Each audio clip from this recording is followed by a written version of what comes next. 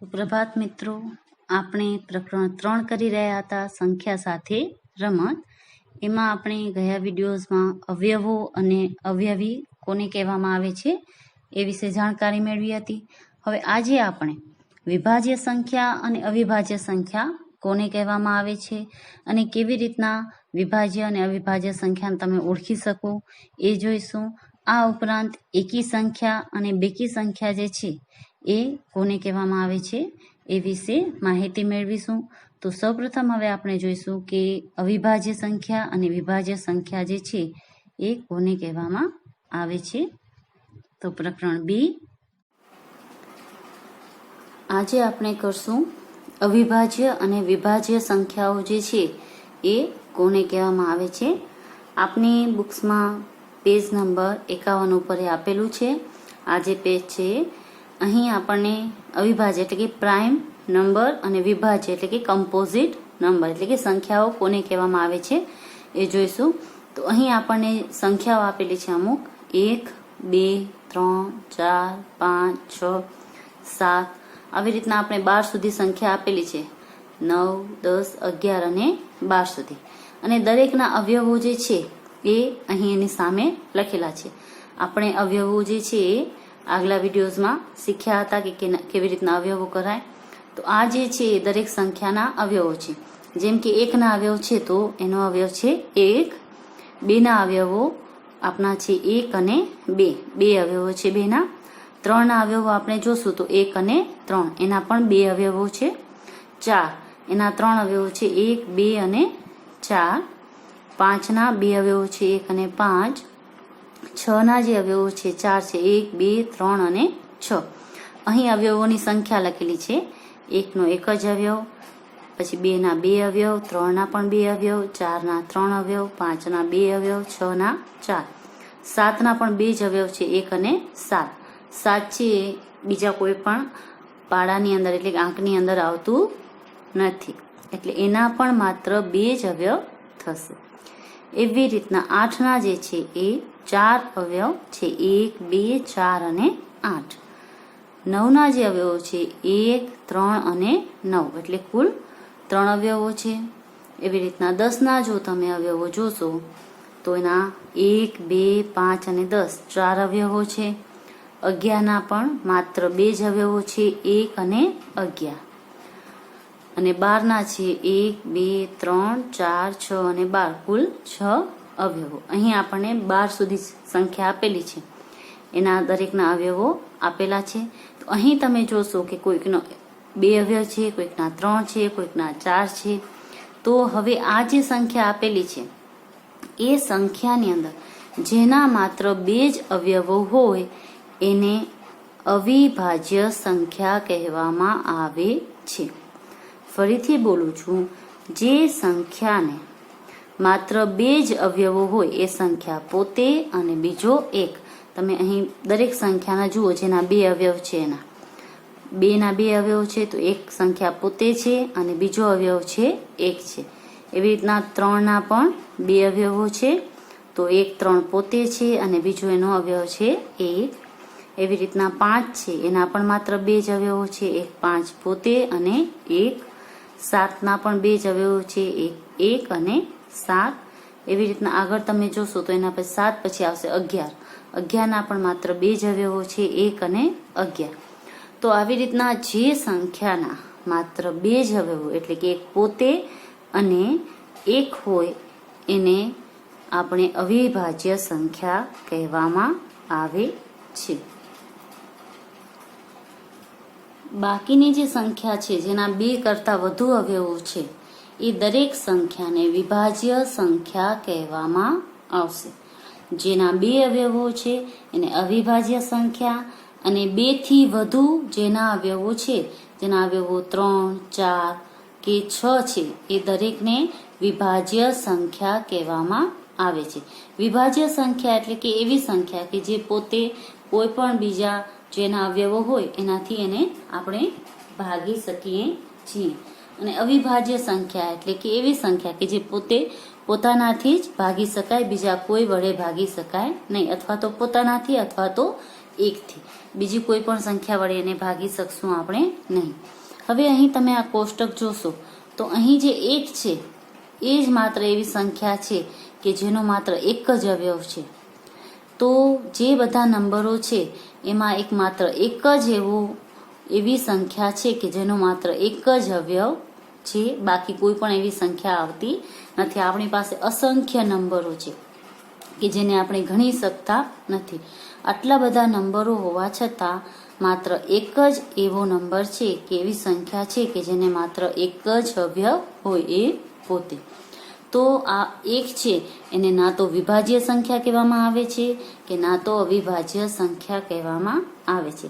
એટલે 1 છે એ વિભાજ્ય સંખ્યા પણ નથી અને અવિભાજ્ય સંખ્યા પણ નથી. એટલે તમારે આ વાત યાદ રાખવાની છે કે 1 સિવાયના બધી જે સંખ્યાઓ આપેલી હોય એ કાં તો વિભાજ્ય સંખ્યા હોય અથવા તો અવિભાજ્ય સંખ્યા હોય છે. માત્ર એક જ એવી સંખ્યા છે કે જે વિભાજ્ય પણ નથી અને અવિભાજ્ય પણ નથી. અહીં તમારી બુક્સમાં પણ લખેલું છે કે 1 એ અવિભાજ્ય કે વિભાજ્ય સંખ્યા નથી. હવે આપણે આગળ કરીએ એ પહેલા તમને સમજાવી દઉં કે તમને નવા પેજ ઉપર સૌપ્રથમ આ હેડિંગ લખવાનું છે કે અવિભાજ્ય અને વિભાજ્ય સંખ્યાઓ તમારા નોટબુકની અંદર, અને પછી એની નીચે અમુક પોઈન્ટ લખવાના છે. એ હું તમને બતાવું છું કે કયા પોઈન્ટ લખવાના છે. હેડિંગ આ લખવાનું છે, ઉપર લખવાનું છે યાદ રાખો, અને એની નીચે જે પોઈન્ટ લખવાના છે એ તમને બતાવું છું, તો એને ટીક કરી લેજો. આની નીચે લખવાના છે તમારે. પાના નંબર 68 ઉપર જે પોઈન્ટ નંબર 3 આપેલો છે, પોઈન્ટ નંબર 3, એના નીચેના જે પોઈન્ટ છે એ અવિભાજ્ય ને વિભાજ્ય સંખ્યાનું હેડિંગ લખી ઉપર યાદ રાખો એમ લખી એની નીચે જે આ બધા પોઈન્ટ છે તમારે લખવાના છે. હું પોઈન્ટ વાંચું છું. તે સંખ્યા કે જેના 2 જ અવયવ હોય છે, સંખ્યા પોતે અને 1, તે અવિભાજ્ય સંખ્યા કહેવાય છે. જે મેં તમને હમણાં સમજાવ્યું એ. જે સંખ્યાના 2 થી વધારે અવયવ હોય છે તે સંખ્યા વિભાજ્ય સંખ્યા કહેવાય છે. 1 એ વિભાજ્ય કે અવિભાજ્ય સંખ્યા નથી. પોઈન્ટ નંબર 2, સંખ્યા 2 સૌથી નાની અવિભાજ્ય સંખ્યા છે. 2 સંખ્યા છે એ એવી છે કે જે સૌથી નાની અવિભાજ્ય સંખ્યા છે, અને જે બેકી સંખ્યા પણ છે એ બેકી સંખ્યા હોય એવી એક જ અવિભાજ્ય સંખ્યા છે. બાકીની કોઈ પણ બેકી સંખ્યા જે છે એ અવિભાજ્ય સંખ્યા નથી. અહીં લખ્યું છે કે બીજી બધી અવિભાજ્ય સંખ્યાઓ એકી જ હોય છે. બાકી તમે જેટલી અવિભાજ્ય સંખ્યાઓ શોધશો એ એકી સંખ્યા હશે. હવે પોઈન્ટ નંબર સી, 2 સંખ્યા જેનો સામાન્ય અવયવ ફક્ત 1 હોય તે સહ અવિભાજ્ય સંખ્યા કહેવાય. આ હું હવે તમને સમજાવીશ કે 2 કોઈ પણ એવી સંખ્યા લો કે જેનો સામાન્ય અવયવ ફક્ત 1 જ હોય. દાખલા તરીકે આપણે 3 અને 5 એ 2 સંખ્યા લઈએ તો એનામાં જો આપણે સહ અવયવ જોઈએ તો માત્ર 1 જ આપણને મળે, તો એને સહ અવિભાજ્ય સંખ્યા કહેવામાં આવે છે. એના પછીનો પોઈન્ટ છે પોઈન્ટ ડી, જે એક સંખ્યા બીજી સંખ્યાથી વિભાજ્ય હોય તો તે સંખ્યા બીજી સંખ્યાના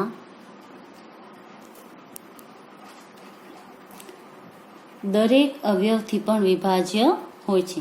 કે કોઈ પણ એક સંખ્યા જો આપણે બીજી સંખ્યાથી વિભાજ્ય કરીએ તો તે સંખ્યા બીજી સંખ્યાના દરેક અવયવથી પણ વિભાજ્ય કહેવામાં આવે છે. દાખલા તરીકે 6 હોય એને આપણે 18 વડે જો એને ભાગીએ, 18 ભાગ્યા 6 કરીએ તો 3 આવે આપણને. તો જે 3 આપણને મળ્યા એ 3 વડે આપણે 6 ને પણ ભાગી શકશું અને 18 ને પણ ભાગી શકશું. એ એના બંનેથી વિભાજ્ય હોય છે. જેનાથી આપણે ભાગીએ છીએ એનાથી અને જેના વડે ભાગીએ છીએ એના બંનેથી એ સંખ્યા પણ વિભાજ્ય હશે. હવે છેલ્લો પોઈન્ટ છે આમાં, જે સંખ્યા જે 2 સહ અવિભાજ્ય સંખ્યાઓથી વિભાજ્ય હોય છે તેના ગુણાકારથી પણ વિભાજ્ય હોય છે. એટલે કે આ 2 જે સંખ્યા હોય, જે સહ અવિભાજ્ય આપણે સંખ્યા કહી છીએ, એનાથી જો વિભાજ્ય હોય તો એનો આપણે ગુણાકાર કરીએ તો એના એક ગુણાકારથી પણ એને આપણે ભાગી શકીએ છીએ. તો આ જે પોઈન્ટ છે અવિભાજ્ય સંખ્યા અને વિભાજ્ય સંખ્યાના, એ તમારે યાદ રાખો કરી અને એની નીચે લખી લેવાના છે. હવે આપણે આગળ જોઈશું. હવે પાના નંબર 52 ઉપર તમારે એવું એક કોષ્ટક આપેલું છે, એમાં 1 થી 100 સુધીની જે સંખ્યાઓ છે એ લખેલી છે. હવે આ કોષ્ટકમાં આપણે કોષ્ટક દ્વારા કેવી રીતના જે અવિભાજ્ય સંખ્યાઓ છે એને શોધશું એ અહીં સ્ટેપ વાઇઝ લીધેલું છે. અહીં તમને એના માટે 5 સ્ટેપ એટલે કે 5 પગલાં આપેલા છે. એ પ્રમાણે જો તમે કરશો તો તમને 1 થી 100 વચ્ચેની જેટલી પણ અવિભાજ્ય સંખ્યાઓ છે એ મળી રહેશે. આના જે સ્ટેપ છે, પગલાં છે, એ ખૂબ જ સરળ છે, તો તમે એને સહેલાઈથી કરી શકો છો. સૌપ્રથમ આપણે અહીં કહ્યું છે, પ્રથમ પગલું છે કે 1 ને ચોકડી મારો, કારણ કે તે અવિભાજ્ય સંખ્યા નથી. એટલે 1 ઉપર આપણે ચોકડી કરી કે તે વિભાજ્ય સંખ્યા પણ નથી અને અવિભાજ્ય સંખ્યા પણ નથી. એટલે એના ઉપર આપણે ચોકડી કરી. પછી બીજું સ્ટેપ છે કે 2 ની ફરતે ગોળ કરો.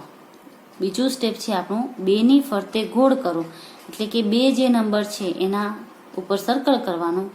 અને હવે 2 થી જે તમામ 2 ની અવયવી હોય કે 2 ના આંકની અંદર તમે 2 નો પાડો બોલો અને જે સંખ્યા આવે એ દરેકને તમારે ચોકડી મારવાની છે. ઉદાહરણ તરીકે તમને સમજાવો તો 2 ઉપર તમે સર્કલ કર્યું, પછી 2 એકુ 2, 2 2 4, તો 3 ના આવે, 4 આવે તો એના ઉપર ચોકડી કરવાની. 2 તેરી 6, એના ઉપર ચોકડી. 2 ચોક 8, એના ઉપર ચોકડી. 2 પચા 10, ચોકડી. 2 છક 12, 2 સતા 14, 2 અઠા 16, 2 નવા 18, 2 ધામ 20, પછી 11 2 22, પછી 12 દુ 24, 13 દુ 26, 14 દુ 28, 15 દુ 30. આવી રીતના 2 નો આંક જ્યાં સુધી તમને આવડે ત્યાં સુધી બોલી જવાનો. છેલ્લે 50 દુ 100 સુધી થશે તમારું. તો આ દરેક ઉપર તમારે ચોકડી. એટલે હવે બેકી સંખ્યાની લાઈન કઈ થી, તો આ આખી બેકી સંખ્યાની લાઈન. આના ઉપર આખા ઉપર ચોકડી આવી ગઈ, આના ઉપર આખા ઉપર ચોકડી આવી ગઈ, આના ઉપર ચોકડી, આના ઉપર ચોકડી, આના ઉપર ચોકડી. તમારે 1 2 3 4 ને 5 લાઈન ઉપર તમારી ચોકડી આવી ગઈ. જો તમે કરો તો તમે ઘરે આ છે એ ટ્રાય કરજો, તો સરળતાથી તમે એનો ઉકેલ મેળવી લેશો. એના પછી જે છે 2 પછી, હવે જેમાં ચોકડી નથી થઈ, 2 પછી આપણે ડાયરેક્ટ 4માં જ ચોકડી કરી છે, 3માં ચોકડી કરી નથી, તો 3 ઉપર આપણે સર્કલ કરવાનું. હવે બાકીની જે સંખ્યા બચી, બેકી સંખ્યા તો બધી આવી ગઈ, હવે અમુક એકી સંખ્યા બચી, તો હવે આપણે પાછું 3 નો આંક બોલવાનો અને એમાં જે કોઈ પણ એકી સંખ્યા આવે એના ઉપર પાછું આપણે સર્કલ કરવાનું. જેમ કે 3 દુ 6, તો 6 ઉપર તો ચોકડી થઈ ગઈ પહેલેથી. 3 તેરી 9, તો 9 ઉપર ચોકડી થઈ નથી, તો 9 ઉપર હવે આપણે કરવાની. 9 ઉપર ચોકડી. પછી 3 તે 9, 3 ચોક 12, એના ઉપર થઈ ગઈ ચોકડી. 3 50 15, તો 15 ઉપર નથી થઈ, તો અહીંયા ચોકડી થશે. 3 6 18 ઉપર થઈ ગઈ. 3 7 21 ઉપર કરવાની. એકી સંખ્યા જે છે એમાં 3 આંકની અંદર આવતી હોય એનો કરવાનું. 3 8 24, 3 9 27 ઉપર કરવાની. પછી 3 દામ 30 ઉપર થઈ ગઈ. 11 તેરી 33 ઉપર કરવાની. એકી સંખ્યા છે એટલે. 12 તેરી 36 ઉપર થઈ ગઈ. 13 તેરી 39 ઉપર કરો. 14 તેરી 42 ઉપર થઈ ગઈ.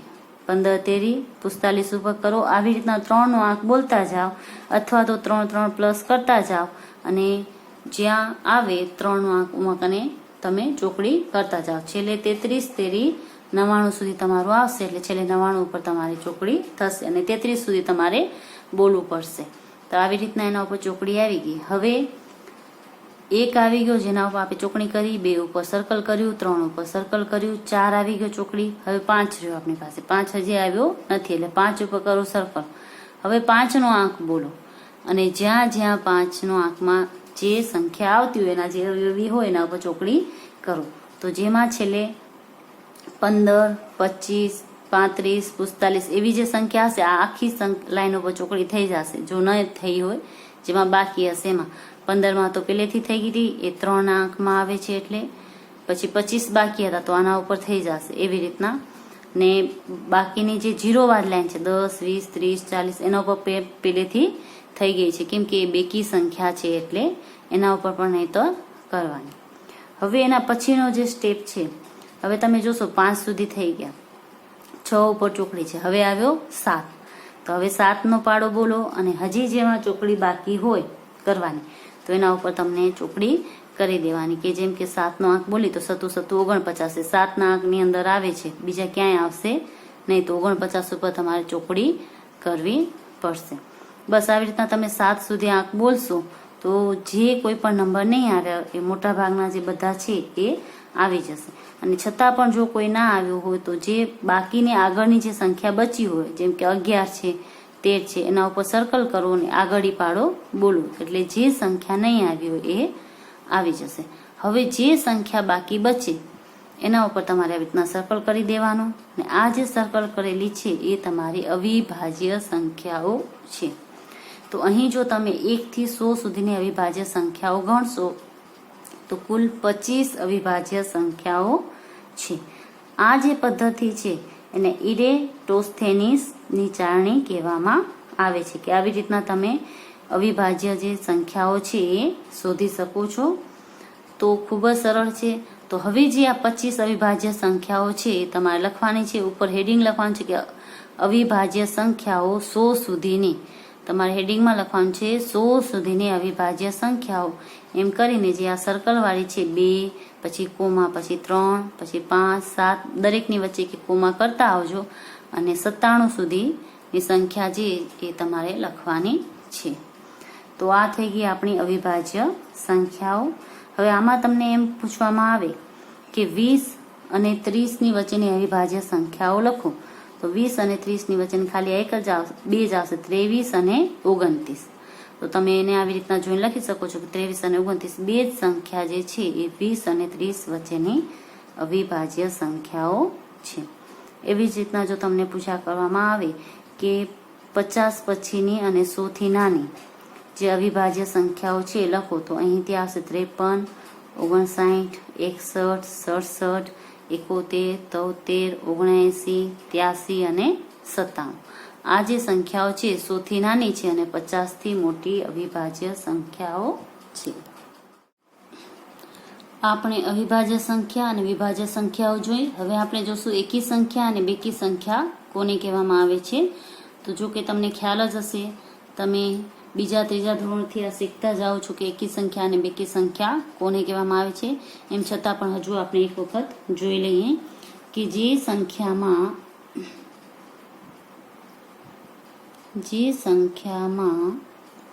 એકમના સ્થાન પર 2, 4, 6, 8 કે 0 હોય તેને બેકી સંખ્યા કહેવામાં આવે છે.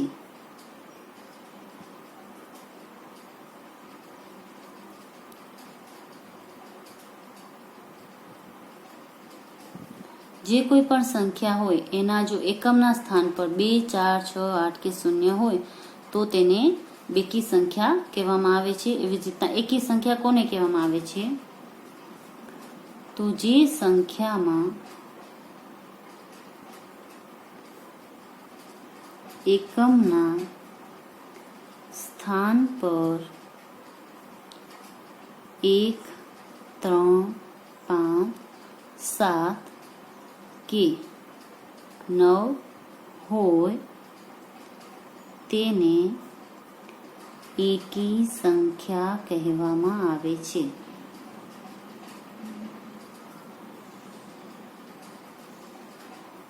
એકમનું સ્થાન એટલે આપણે જે સંખ્યા શરૂ થતી હોય એમાં પાછળથી જો આપણે જોઈએ, દાખલા તરીકે મેં અહીંયા નંબર લખ્યો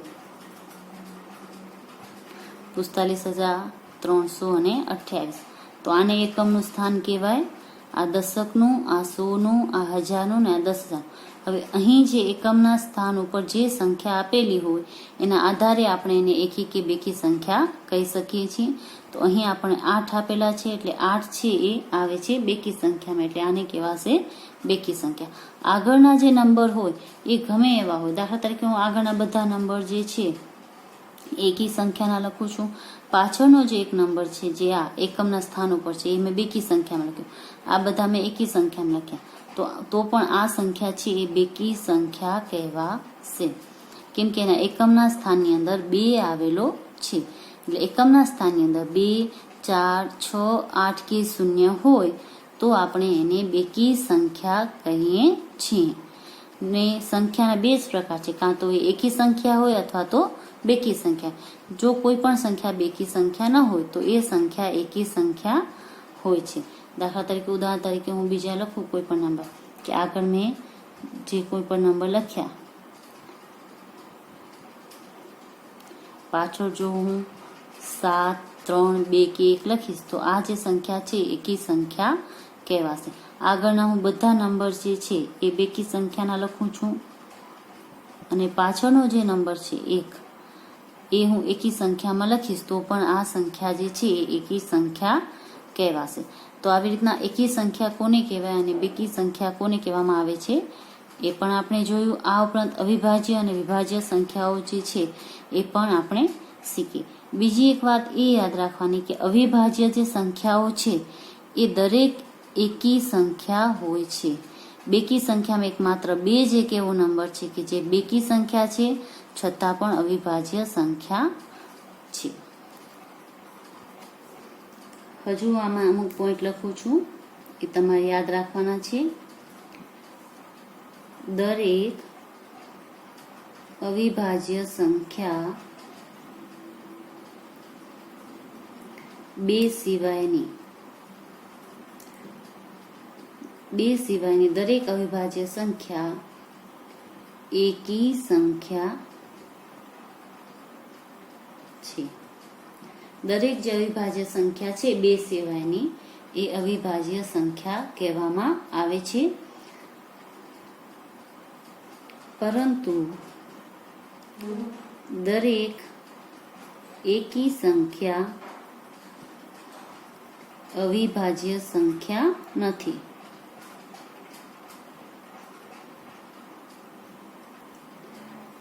દરેક અવિભાજ્ય સંખ્યા છે એ એકી સંખ્યા છે, પરંતુ દરેક એકી સંખ્યા છે એ અવિભાજ્ય સંખ્યા નથી. ઉદાહરણ તરીકે હું અહીં લખું તો મેં લખ્યા 15, 27, 9. આ બધી જે સંખ્યા છે એકી સંખ્યા છે. અહીં 9 આવેલો છે, અહીં 7 આવેલો છે, અહીં 5 આવેલો છે, પરંતુ એ અવિભાજ્ય સંખ્યા નથી, એ વિભાજ્ય સંખ્યા છે. કેમ કે એના અવયવો જે છે એ વધુ છે. 15 છે એ 3 ના અંકમાં આવે છે, 5 ના અંકમાં આવે છે અને 15 અને 1 એટલે એના 4 અવયવો છે. એટલે અવિભાજ્ય સંખ્યા નથી, વિભાજ્ય સંખ્યા છે, પરંતુ એ એકી સંખ્યા છે. એટલે અહીં આપણે એમ કહી શકીએ કે દરેક અવિભાજ્ય સંખ્યા છે એ એકી સંખ્યા છે, પરંતુ દરેક એકી સંખ્યા છે એ અવિભાજ્ય સંખ્યા નથી. અહીં ખાસ અવિભાજ્ય સંખ્યામાં લખવાનું કે 2 સિવાયની એકી સંખ્યા. હજી એના પછીનો એક પોઈન્ટ છે, 2 એ સૌથી નાની અવિભાજ્ય સંખ્યા છે. 2 છે એ સૌથી નાની અવિભાજ્ય સંખ્યા છે. એવી જ રીતના બીજો એક પોઈન્ટ, 4 એ સૌથી નાની વિભાજ્ય સંખ્યા છે. 4 છે એ સૌથી નાની વિભાજ્ય સંખ્યા છે અને 2 છે એ સૌથી નાની અવિભાજ્ય સંખ્યા છે. તો આ બધા જે પોઈન્ટ છે એ તમારે યાદ રાખવાના છે. ને બીજા મેં તમને કીધું પાછળથી જે પેજ ઉપર જોઈને લખવાના છે 68 નંબરના, એ પણ તમારે લખી લેવાના છે. હજુ આપણે આગળ લખશું, કોઈ પણ 2 એકી સંખ્યાનો સરવાળો કરતા તેનો જવાબ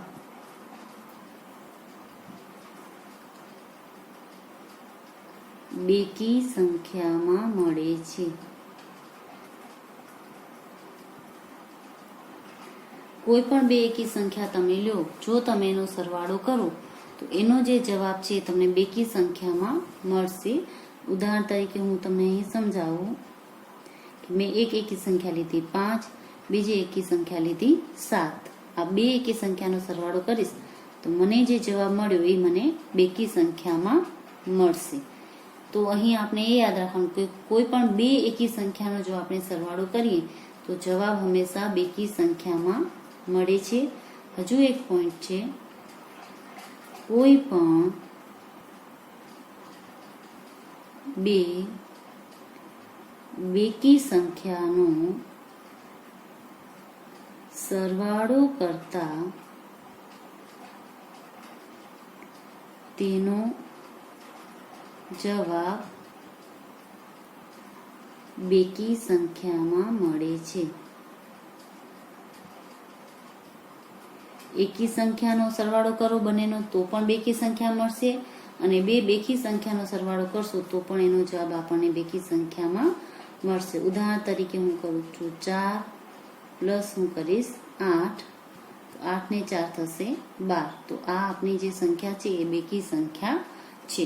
તો આ જે બધા પોઈન્ટ છે એ તમારે યાદ રાખવાના છે. હવે આપણે આગળ એનું સ્વાધ્યાય કાર્ય કરશું. સ્વાધ્યાય 3.2 નો જે પહેલો પ્રશ્ન છે એ છે કોઈ પણ બે એકી સંખ્યાનો સરવાળો અને બેકી સંખ્યાનો સરવાળો શું થાય? એ મેં હમણાં તમને આગળ જ લખાવ્યું. જે યાદ રાખો નીચે અમુક પોઈન્ટ લખાવ્યા છે, એમાં જે લાસ્ટ 2 પોઈન્ટ લખ્યા એ તમારે આના જવાબમાં લખવાના છે. તો આ પ્રશ્ન જે છે એ તમારે ગૃહ કાર્યમાં કરવાનો છે. પ્રથમ જે છે કોઈ પણ બે એકી સંખ્યાઓનો સરવાળો, તો એ લખીને એની અંદર આગળ મેં ઉદાહરણ સહિત તમારે લખાવ્યું છે કે બે એકી સંખ્યાનો જે સરવાળો છે એ બેકી સંખ્યામાં આવે. તો એ લખી અને એમાં એક ઉદાહરણ લખી નાખવાનું છે. એવી જ રીતના બીજું છે બેકી સંખ્યાઓનો સરવાળો શું થાય, તો એ પણ તમારે લખી અને એમાં જે બીજો પોઈન્ટ છે, જે છેલ્લો પોઈન્ટ મેં લખાવ્યો એ લખવાનો છે અને એમાં પણ ઉદાહરણ તમારે લખી દેવાનું છે. હવે આપણે કરશું પ્રશ્ન નંબર 2. નીચે જણાવેલા વાક્યો સાચા છે કે ખોટા તે જણાવો. અને આ જે દરેક વાક્યો જે છે એ કેવી રીતના સાચા કે ખોટા થાય છે, એમાં જ્યાં જરૂર પડશે ત્યાં આપણે ગણતરી કરીને એનો જવાબ કરશું. સ્વાધ્યાય 3.2 જે છે એનો બીજો પ્રશ્ન તમારે નવા પેજ ઉપર કરવાનો છે. જે આગળ મેં યાદ રાખો લખાવ્યું નીચે તમારે લખવાનું નથી. અને એનો જે પ્રથમ પ્રશ્ન છે તમારે ગૃહ કાર્યમાં પાછળ કરવાનો છે. હવે આપણો પ્રશ્ન 2 છે, જે નીચે જણાવેલા વાક્યો સાચા છે ખોટા તે જણાવો. એમાં પહેલું જ વાક્ય આપણું છે 3 એકી સંખ્યાનો સરવાળો બેકી સંખ્યા છે. 3 એકી સંખ્યા એનો સરવાળો બેકી સંખ્યા છે. આ વિધાન સાચું છે કે ખોટું છે એ જોવા માટે આપણે ગણતરી કરશું. તો 3 આપણે કોઈ પણ એકી સંખ્યા લઈ લઈશું. આપણે 3 સંખ્યામાં લીધું 1, પછી બીજી મેં લીધી 3, ત્રીજી મેં સંખ્યા લીધી 9. હવે આનો આપણે સરવાળો કરશું તો 9 ને 1 10 પ્લસ 3 તો આપણને મળશે 13. હવે અહીં તમે જોશો તો 3 આવેલા છે એકમના સ્થાન ઉપર, એટલે કે એકી સંખ્યા છે. જ્યારે અહીં આપેલું છે કે બેકી સંખ્યા છે, એટલે આ વિધાન જે છે એ ખોટું છે. તો અહીં આપણે લખશું જવાબમાં આ વિધાન ખોટું છે. જો તમારે સુધારીને લખવું હોય તો લખી શકો કે અહીં 3 એકી સંખ્યાનો સરવાળો એકી સંખ્યા આવે છે. 3 એકી સંખ્યાનો સરવાળો એકી સંખ્યા આવે છે. હવે આપણે કરશું 2. આપણે આપેલું છે 2 એકી સંખ્યા અને એક બેકી સંખ્યાનો સરવાળો બેકી સંખ્યા છે. આ વિધાન સાચું છે. જો તમે વિચાર્યું, કેમ કે 2 એકી સંખ્યા જે હતી એનો સરવાળો બેકી સંખ્યા આવ્યો હતો, અને બેકી સંખ્યા એની અંદર હજી બીજી બેકી સંખ્યા પ્લસ કરીએ તો એનો સરવાળો પણ બેકી સંખ્યા થાય. હું તમને ઉદાહરણ દ્વારા સમજાવીશ. આપણે 2 એકી સંખ્યા લેશું. કોઈ પણ 2 એકી સંખ્યા લઈ શકીએ છીએ. મેં 3 અને 7 લીધી. આ 2 એકી સંખ્યા અને હવે એક બેકી સંખ્યા, આની અંદર હું કોઈ પણ બેકી સંખ્યા પ્લસ કરી શકું. 2 4 6 8 કોઈ પણ. તો આની અંદર 8 પ્લસ કરીશ તો આનો જે સરવાળો છે એ મને મળશે 18. એટલે આ જે સંખ્યા છે એ બેકી સંખ્યા છે. તો આ વિધાન સાચું છે. એના પછીનો જે પ્રશ્ન નંબર C છે એમાં લખેલું છે 3 એકી સંખ્યાનો ગુણાકાર એકી સંખ્યા છે. તો આપણે એનો ગુણાકાર કરશું. 3 એકી સંખ્યા આપણે કોઈ પણ લઈ શકીએ છીએ, અથવા તો એક ને એક એકી સંખ્યા એનો પણ આપણે ગુણાકાર કરી શકીએ છીએ. હું ક્રમની અંદર જો સંખ્યા લઈશ તો 1 ગુણ્યા 3 ગુણ્યા 5. આ મેં 3 એકી સંખ્યા લીધી. હવે આનો ગુણાકાર કરું. 1 તેરી 3, 3 પચા 15. તો આ જે જવાબ આવ્યો એ એકી સંખ્યામાં આવ્યો. હજી જો મારે બીજું ઉદાહરણ લેવું હોય તો પણ હું લઈ શકું છું. 3 × 7 × 9, 7 તેરી 21, 21 નવા 189.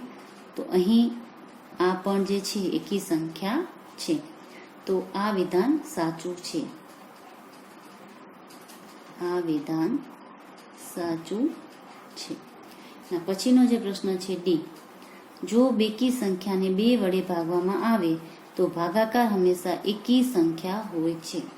તો આપણે આનો જવાબ જે છે એ ભાગાકાર કરીને ચેક કરશું. હવે બેકી સંખ્યા આપણે કોઈ પણ લઈ શકીએ છીએ. દાખલા તરીકે મેં બેકી સંખ્યા લીધી 12, એને હું 2 વડે ભાગીશ તો 2 × 6 = 12. તો અહીં મને જવાબ મળ્યો એ મળ્યા 6, જે બેકી સંખ્યામાં છે. પરંતુ અહીં એમ કીધું છે કે હંમેશા એકી સંખ્યા હોય છે. તો અહીં તો મને જવાબ મળ્યો બેકી સંખ્યામાં મળ્યો. હજુ હું બીજી વખત ભાગું છું કે ક્યાં એકી સંખ્યામાં જવાબ આવે છે. હું 10 ને 2 વડે ભાગીશ. 10 છે બેકી સંખ્યા છે તો 2 × 5 = 10. તો અહીં મને એકી સંખ્યામાં પણ જવાબ મળ્યો અને બેકી સંખ્યામાં પણ જવાબ મળ્યો. એટલે કે એવું નથી કે હંમેશા એકી સંખ્યા આવે 2 વડે ભાગીએ તો બેકી સંખ્યા પણ આવે છે. હું 24 ને પણ જો 2 વડે ભાગીશ તો પણ જવાબ મને મળશે એ બેકી સંખ્યામાં મળશે. એટલે આ વિધાન જે છે એ ખોટું છે એમ આપણે કહી શકીએ છીએ. આ વિધાન ખોટું છે. હવે એના પછીનો પ્રશ્ન એ છે આપણો, બધી અવિભાજ્ય સંખ્યા એકી સંખ્યા છે. તો આ વિધાન જે છે એ ખોટું છે. મેં તમને આગળ જ સમજાવ્યું કે 2 સિવાયની બધી આવશે. આ વિધાન ખોટું છે. કાં તો અહીં એમ લખેલું હોવું જોઈએ કે 2 સિવાયની બધી અવિભાજ્ય સંખ્યા, કેમ કે 2 છે એ બેકી સંખ્યા છે અને અવિભાજ્ય સંખ્યા પણ છે. અહીં જો 2 સિવાયની લખેલું હોત તો આ વિધાન સાચું હોત. આ વિધાન ખોટું છે કેમ કે 2 એ બેકી સંખ્યા છે અને અવિભાજ્ય સંખ્યા પણ છે.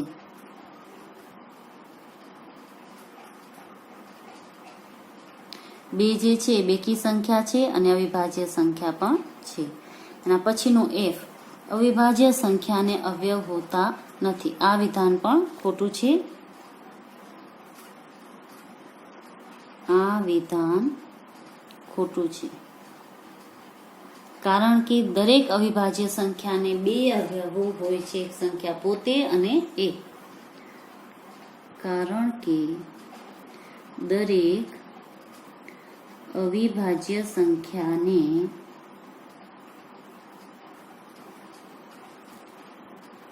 2 અવયવો હોય છે, સંખ્યા પોતે અને એક. 2 અવયવો તો એને હોય જ છે. એના પછીનો પ્રશ્ન નંબર જી, 2 અવિભાજ્ય સંખ્યાનો સરવાળો હંમેશા બેકી સંખ્યા છે. તો અહીં આપણે ગણતરી કરીને જોવું પડશે કે 2 જે અવિભાજ્ય સંખ્યા હોય તો એનો સરવાળો શું થાય. તો આપણે કોઈ પણ 2 અવિભાજ્ય સંખ્યા લઈએ તો એક 2 લીધા +3 બંને અવિભાજ્ય સંખ્યા છે. તો એનો જે જવાબ આવ્યો એ જે છે એ બેકી સંખ્યા નથી. તો આ વિધાન જે છે એ ખોટું છે. તો અહીં લખશે આ વિધાન ખોટું છે. હંમેશા બેકી સંખ્યામાં જ હોય એવું જરૂરી નથી. હવે આપણે એના પછીનો પ્રશ્ન કરશું. Hમાં આપણને આપેલું છે 2 એ એકમાત્ર બેકી અવિભાજ્ય સંખ્યા છે. તો એ મેં તમને પહેલા જ સમજાવ્યું કે 2 છે એ એક જ માત્ર એવી સંખ્યા છે જે બેકી છે અને અવિભાજ્ય છે. તો અહીં જવાબમાં લખશું આ વિધાન સાચું છે. પછીનો જે છે તમને I, બધી બેકી સંખ્યા વિભાજ્ય સંખ્યા છે. તો જો આપણે આ જોઈશું વાક્ય તો એના ઉપરથી જ આપણને ખબર પડી જશે કે 2 જે છે એક માત્ર એવી સંખ્યા છે જે અવિભાજ્ય છે. તો આપણે એમ ના કહી શકીએ કે બધી બેકી સંખ્યા વિભાજ્ય સંખ્યા છે. જો અહીં એમ લખેલું હોત કે 2 સિવાયની બધી બેકી સંખ્યા, તો આ વિધાન સાચું થાત. તો અહીં આ વિધાન જે છે એ ખોટું છે. આ વિધાન ખોટું છે. 2 સિવાયની બધી વિભાજ્ય સંખ્યા, 2 સિવાયની બધી બેકી સંખ્યા વિભાજ્ય છે. 2 સિવાયની જેટલી પણ છે બેકી સંખ્યા એ વિભાજ્ય છે. એટલે બધી બેકી સંખ્યા વિભાજ્ય નથી. હવે છેલ્લું જે છે, 2 બેકી સંખ્યાનો ગુણાકાર હંમેશા બેકી સંખ્યા હોય. તો આ આપણે જવાબ જે છે આનો એ કરીને જોઈશું કે એવી જ રીતના આવે છે કે શું આ છે. 2 કોઈ પણ આપણે બેકી સંખ્યા લેશું અને એનો ગુણાકાર કરશું. જો એનો ગુણાકાર બેકી સંખ્યામાં આવશે તો આ વિધાન સાચું હશે, નહીં તો ખોટું હશે. તો 2 બેકી સંખ્યા આપણે 2 ગુણ્યા 4 લઈએ તો 4 2 8. હજુ આપણે જો વધુ લેવું હોય તો 10 છે, એ પણ બેકી સંખ્યા છે. એને ગુણ્યા આપણે કર્યા 24, તો જવાબ મળશે 240. આ પણ બેકી સંખ્યા છે. હજુ એક ઉદાહરણ લઈએ તો 6 ગુણ્યા 8 તો મળશે 48. એ પણ બેકી સંખ્યા છે. તો અહીં આપણે લખી શકીએ કે આ વિધાન સાચું છે. આ વિધાન સાચું છે.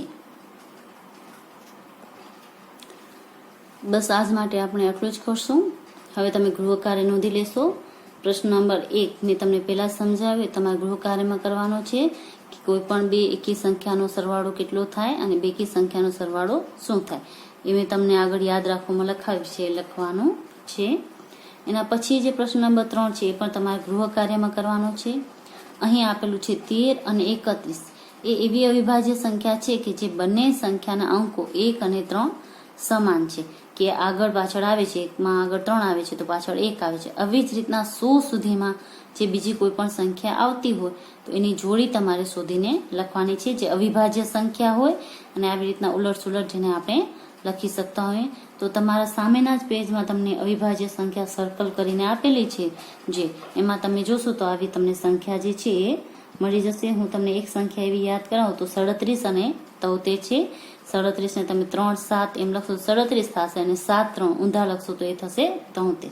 તો આવી બીજી જેટલી જોડીઓ મળે એવી તમારે શોધીને લખવાની છે. બીજી પણ એવી જોડીઓ છે તો એ માત્ર તમને કોષ્ટકમાંથી શોધીને લખવાની છે.